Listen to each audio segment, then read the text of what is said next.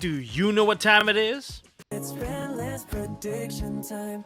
It's Bandless Prediction time here with Tombox from MST.TV. Now, starting off with the date prediction, I'm gonna take a wild guess. It's not even that wild. It's gonna happen at the end of WCQ&A, and that is gonna be the July 13th. And at the end of the event, they're probably gonna throw the list up because, you know, it's the end of the era. We've crowned our champion, and to kind of end it with a bang so that you guys can have new things to look forward to, then they're going to throw us a ban list there. I wonder if they're going to do it live with Jerome and maybe Billy. It would be really cool if they did, but I hope they do a better job securing the list and don't do it in terms of like a video form, because that was a leaked disaster. Definitely got passed around and just wasn't, you know, making that big of an impact. But if they want the massive impact, they got to keep that thing secure.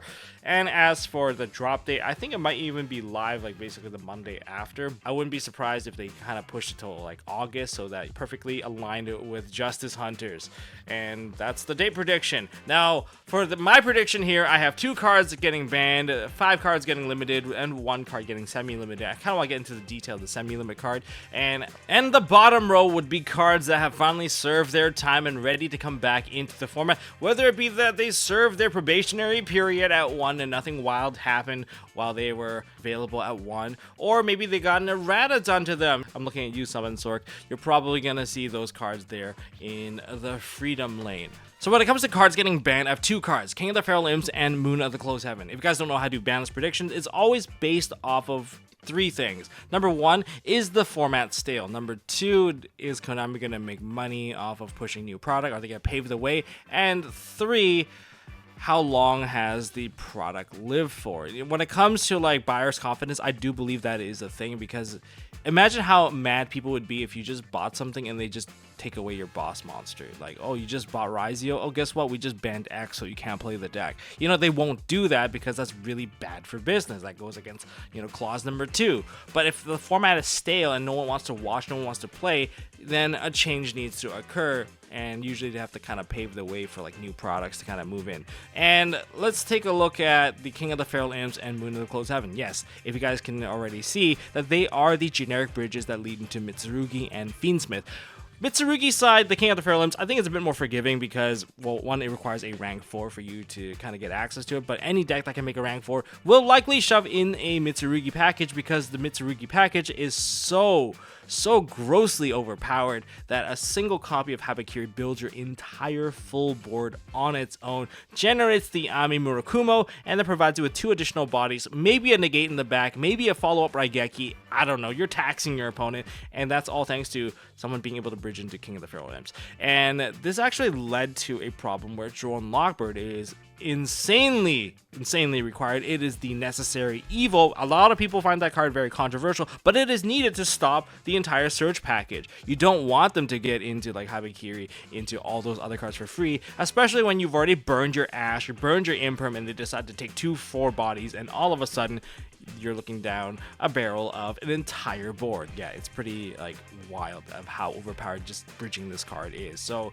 maybe it's time that we cut that bridge down, and same with Moon of the Closed Heaven. This one's more for viewership reasons, because the Fiendsmen have existed for quite some time now, and it's definitely a very valid strategy. I don't find them to be overpowering whatsoever. Yeah, it does get a little annoying when they go like DDD, Wave Hiking Caesar, and kind of lock you out of summons while protecting their board with some level of Omni Negate. Yeah, that's pretty hard to break, but it's more so that whenever you put in like Moon of the Closed Heaven as a follow-up, as the end part of your combo, the comment section, even the streams automatically be like, oh, it's just another Fiendsmith deck. Oh, it's another Fiendsmith deck. So let's leave it to the Fiendsmith deck. You leave this card out so that only the Fiendsmith decks can actually play it. There you go. They have to be a light Fiend deck, or else they don't get access to the Fiendsmith package. And I think that's fair. Just breaking a couple of these bridges so that the format doesn't seem as stale is kind of the angle we can go for, especially when they want to push more stuff from Justice Hunters. And you don't want the Justice Hunter stuff always leading back into like Fiendsmith or stuff like that. I mean, Justice Hunter with like Mitsu is going to be very different because Mitsurugi never existed. It's a TCG, you know, world premiere archetype, right? So maybe there's going to be a bit of a difference there. But at the same time, man, Fiendsmith, I think it's about time that you stay exclusively to Light Fiends. And for the limited, my hits are aimed towards the meta decks. It's time to put them in their place. It's time to lower the consistency as they've lived for quite some time now. And let's take a look at the first one here. We have X Ryziel. X Ryziel, the strongest Ryziel by far, because there's just so many ways that you can win a game by starting with this card. It plays around Droll, has a better target to send now because now it can even blow back row, sending Valen, the Psychic Sky Blaster. It's insane. Not only does it turn off floodgates, but it is your generic toolbox piece to just out basically anything. It's just an awesome piece whether you go first or second. If you go first, you're probably going to build the Unbreakable Word anyway with one card. Yeah, that's why this card is insane. It deserves to be at 1. If you want to play more copies than 1, well, cycle it back into the deck and add it back to your hand. That's all I'm going to say. And then there is next Malice Dormouse. I think this is just a hit towards the consistency of that deck. And same with Malice and Underground. It's to weaken the Red Ransom. So Red Ransom can't get an ideal search, and if they already open with terraforming, it's adding consistency issue. Malice has one thing that goes for them is that when they combo off, once they get halfway through their combo, they're always going to be able to continue to combo. They're always going to be able to finish their combo. That's just a fact now, because we know that there's just so many ways to kind of branch out their combo once they get past a certain point where they've already loaded their graveyard, they've already loaded their field, and Dormouse is one of those cards that essentially is a 1-card combo. Now, for Mitsurugi, we are putting the Prayers to 1. Now, there's a debate between Prayers or Habakiri, and if you hit Habakiri, I think you actually just kind of kill the deck. So Prayers at 1 is the only thing I can find valid, because even if you play just pure Mitsurugi with 1 Prayers, you can still play it. Even if you play Mitsurugi Ryziel with 1 Prayers, you can still play it, because it's just a card that you just end up playing once anyways, and you cycle it back onto the field, and it's just really that easy. It might actually force you to play more of the other cards too, such as like Mitsurugi Mirror, and maybe more focus on the ritual. But hitting the prayer so that you don't have essentially like triple Rhoda, triple Reborn, that's where I'm kind of taking with this one. I think I already just talked about Underground, and kind of in the same field as the ban cards, the Ryziel Duo Drive. It's a generic 4 that you can go into, and then you can just bridge into Ryziel. Putting it at 1 makes it so that when you hit the card, it is going to be super effective no matter what, because now they can't really cycle the card anymore. That's the key thing about limiting this one down. It's time to lower the ceiling of the Ryziel, the Malice, and just try to damage them in a way where it won't kill the deck, but it definitely hurts them. For semi-limits, I have a Droll and Lockbird. It's in such a weird position, though. It should be at 0. It's such a nasty card to Droll someone after you build the full board. I completely understand you. I've been on the receiving end of that many, many times. But on the other hand, I don't want to let Mitsurugi get a free play. Not just Mitsurugi. I don't want to let Luna Lights get a free play, because if they get free play, they build their full board. Let's just face it. They can get a full board, even if you throw like multiple hand traps at them, because that's just how good they are. And if they open with a poly, you're just screwed no matter what. So you need a Droll and Lockbird to prevent all those crazy searches. Their searches aren't even once per turn. So yeah, this seems like a necessary evil to exist in the format. But at the same time, it just feels so nasty when they get to do it against you. So it's like, do I want this or do I not want this? What the true solution would be is that they would have to release a new card. But for the time being, lowering it down to 2 means that you would also have to hit the deck responsible for making the card so good, namely Mitsurugi. So King of the Feral Imps and also reducing the number of prayers is the reason why I am comfortable putting the Droll and Lockbird at 2. So we can reduce the consistency of the card. Yes, it can still happen, but at least it's a lot less likely to happen. But you can still stop it when you need to. So it's like in a weird position. Maybe it's going to have that curse where, you know, if you run 2 copies of something, you'll just never see it. But if you run 1 copy, somehow you'll always see it. I don't know. This is a curse for me. But this is kind of like the balancing position. It's really weird to act on this card, and it just really deserves a whole new card printed to do the same effect with a better restriction so that it feels more fair, much like the Molcharmies to Max C.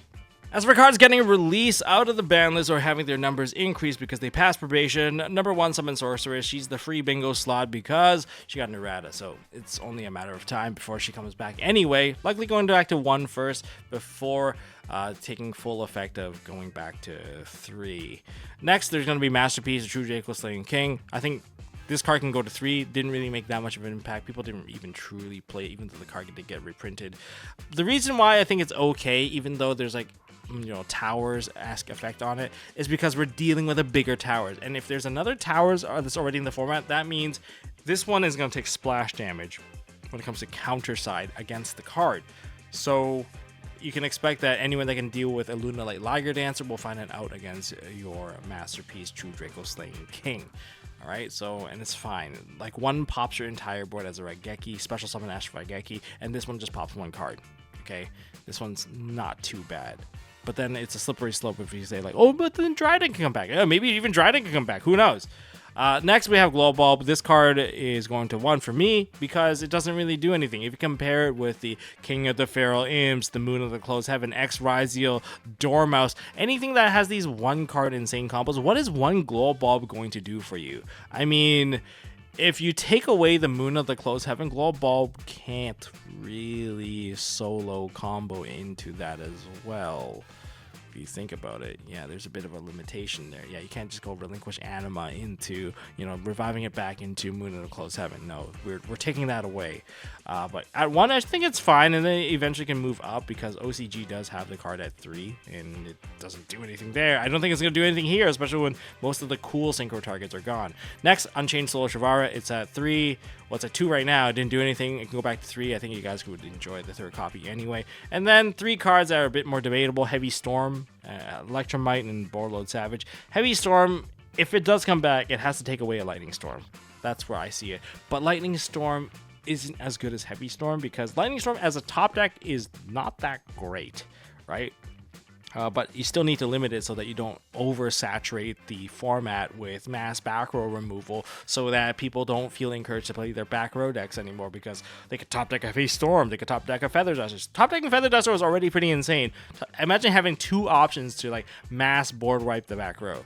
That's insane. Like, top decking a Lightning Storm while you have a full board established is much weaker, but they still need to do that kind of trade-off so that, you know, again, they don't put too many mass back removal away. But I think it's possible. That's just like what my true wish list card. Next, Heavy Metalfoes Electromite, sorry.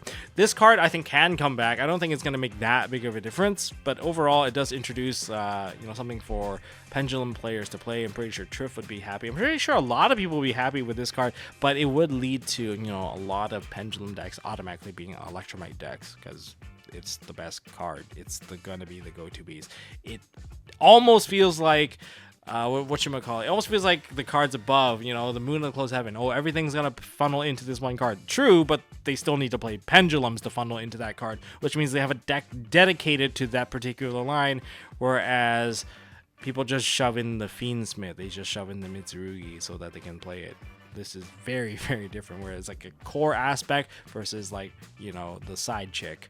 Next, I guess the Borload Savage. This one's not as likely going to happen because Magistus Spoon didn't actually get released in Duelist Advance. I thought that if it was going to be the import, then Savage probably could have came back. Mainly it's because like a Draco Tail, because overall Draco Tail in TCG is going to be the weakest archetype coming out from Justice Hunter. We don't have Max C for 1, so that you can't just fuse and cycle your Max C's on. Stop that. That's one of the reasons why in OCG it was such a strong deck, because Max C was something that they can keep on adding back and keep on cycling. It's very annoying, but we don't have that option. But on top of not having that option, so we can play K9 Draco Tail, we can play Primite Draco Tail. I think there's like another version of Draco Tail. You can play like branded Draco Tail, but overall you're still missing like Magistus Draco Tail, which is probably the strongest variant, where you can start with a Borload Savage with the Artemis attached to it or equipped to it, so you have 1 negate before you truly start your combo. Yeah, that piece is missing. So there's a good chance that we could get our Savage back, or they could release another level 8 synchro that does some level of omni negation. I don't know, it's just a possibility. Otherwise, Draco Tail, I'm sorry, you are the weakest link of the Justice Hunter.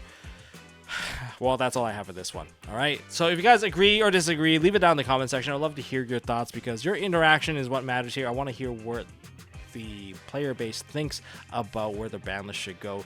Is Ryziel an issue? Is Mitsurugi an issue? Is Malice an issue? Are you guys getting bored of the format? What should be new that's being introduced? What do you think is the right way to balance format? I would love to hear your thoughts. And do you agree with the stuff coming back as well? Say something. I would love to meet you guys down in the comment section. Thank you guys for watching, and I'll see you all in the next one.